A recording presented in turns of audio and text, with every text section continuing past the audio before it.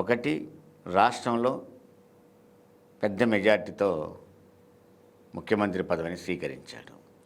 రెండోది, తన ఎన్డీఏ కూటమిలో ఉన్న భాగస్వామి బీజేపీ కేంద్రంలో పూర్తిగా బీజేపీ మాత్రమే అధికారం చేపట్టేంత సీట్లు రాలేదు, కేవలం 240 దగ్గర ఆగిపోయింది. మిగతా సీట్ల విషయంలోకి వచ్చినప్పుడు నితీష్ కుమారు, చంద్రబాబు ఇలాంటి వాళ్ళ మీద ఆధారపడ్డాడు మోడీ. ఈ స్థితిలో బీజేపీ గతంలో ఉన్న దూకుడు ఇప్పుడు ఉండదు. ఈ ఆధారపడ్డ వాళ్ళు చక్రాలు తిప్పుతారు.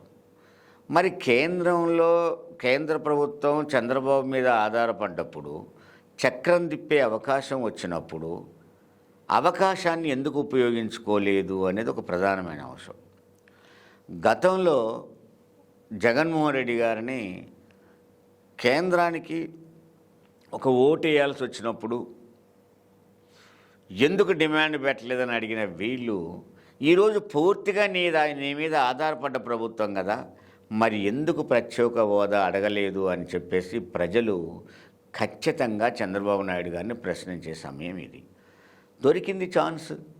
నువ్వు అంటేనే ప్రధానమంత్రి, నువ్వు అంటే ప్రధానమంత్రి లేడు. మరి అలాంటప్పుడు నువ్వు డైరెక్ట్గా పోయి అనే బదులు నాకు ప్రత్యేక హోదా ఇస్తేనే నేను మీకు సపోర్ట్ చేస్తానని ఒక్క పదం ఆడుంటే. ఎందుకంటే ఇక్కడ చంద్రబాబు నాయుడు గారికి పూర్తి మెజార్టీ ఉంది, అక్కడ బీజేపీకి మెజార్టీ లేదు. బీజేపీ నీ మీద ఆధారపడ్డది, చంద్రబాబు మీద బీజేపీ ఆధారపడలేదు. మరి అలాంటప్పుడు ఖచ్చితంగా ప్రత్యేక హోదాని కనుక డిమాండ్ చేసినట్టయితే, అడిగినట్టయితే ఖచ్చితంగా ప్రత్యేక హోదా వచ్చేది. అంటే ప్రత్యేక హోదా విషయంలో ఎంతో ఆందోళనలు జరిగాయి, ఎంతోమందికి దెబ్బలు తగిలాయి, ఎంతోమంది కేసులు పాలయ్యారు. అలాంటి విషయాలలో అందరూ డిమాండ్ చేశారు. మరి ఎందుకని ప్రత్యేక హోదాని చంద్రబాబు నాయుడు బీజేపీని అడగలేకపోయాడు? దీని వెనక ఉన్న అంతర్గతం ఏంటి, ఏం ఆలోచిస్తుంది అనేది చంద్రబాబు చెప్పాలి.